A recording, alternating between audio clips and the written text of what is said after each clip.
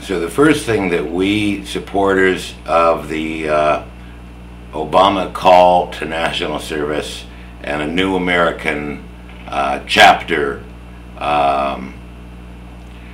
should focus on, in my opinion, is the economy, the economic stimulus package. And we have a grave danger here. So what we've seen happen is that our country stopped regulating properly.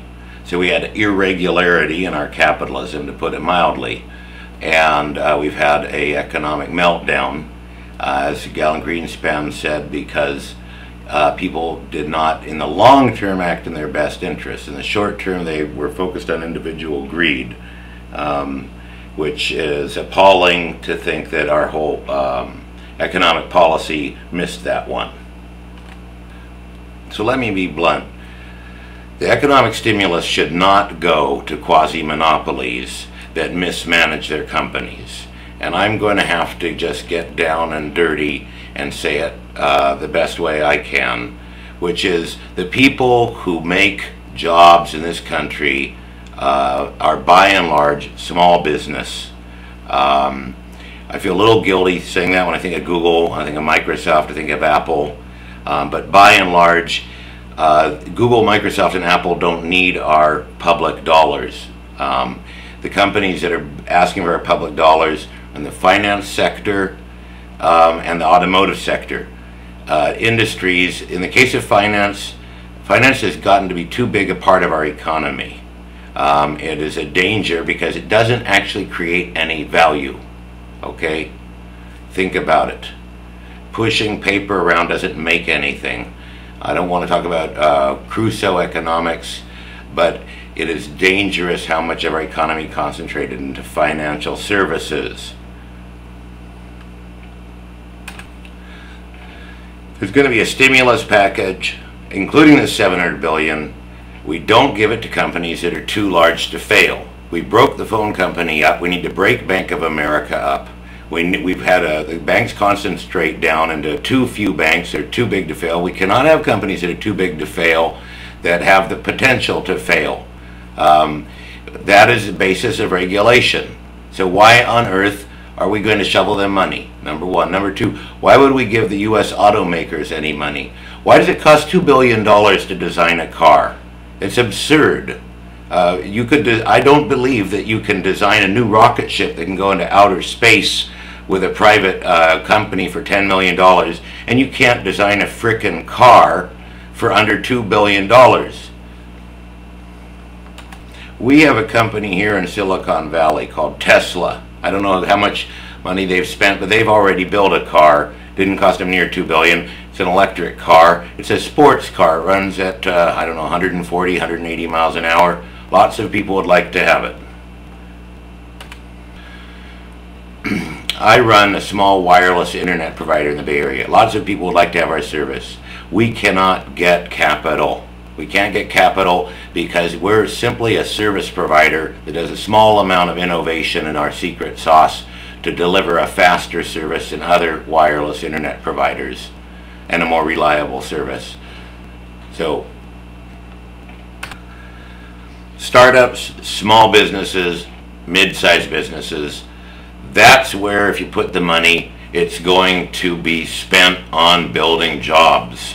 And we aren't going to be subsidizing a sector that is too large anyway.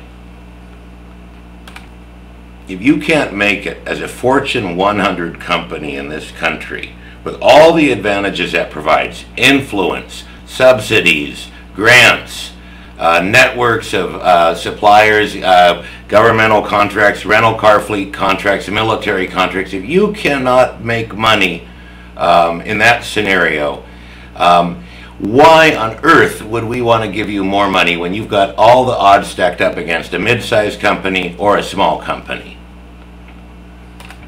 So you want stimulus? I propose something along the lines of $2,000 per payroll employee or contractor equivalent for companies under 100 employees immediately maybe 500 for companies with 100 to 1,000 employees. And I think companies larger than that really should not be getting subsidies or credits because they already have an unlevel playing field. So why are we giving the money to large companies? Because it's easy. How do you shovel $50 billion quickly into the economy? You give it to extremely large companies. Very little oversight has to be done because you only have a few players to deal with. It's easy. It's a lazy man's option. Imagine taking $50 billion and putting it into 100,000 small businesses. That means you'd have to track 100,000 different contracts. But that's where you should put your money if you want people to get hired. With my company, if I had doubling of my capital, I would do mechanical engineering work, hire people to do that. We'd do construction work. We would purchase equipment, much of it U.S. made. We would hire workers. We would deploy that capital for business expansion immediately. And as far as the telecommunications sector goes, the two companies that my company compete with are AT&T and Comcast. Each of them make $1 billion a quarter. And Verizon, they make $1 billion a quarter as well. And they are still very slow to innovate. I can't say bad things about all the products they've made, but I left working at a big phone company because they were sitting on massive potential and not doing anything with it. I was a researcher. The sky was the limit, and this stuff wasn't being brought to market because they didn't need to. They were making $1 billion a quarter just fine the way they were without providing the market with new products because it was impossible for me to get in and compete with them. From my point of view, startups and small companies having a better access to a level playing field will create products that will revolutionize our economy.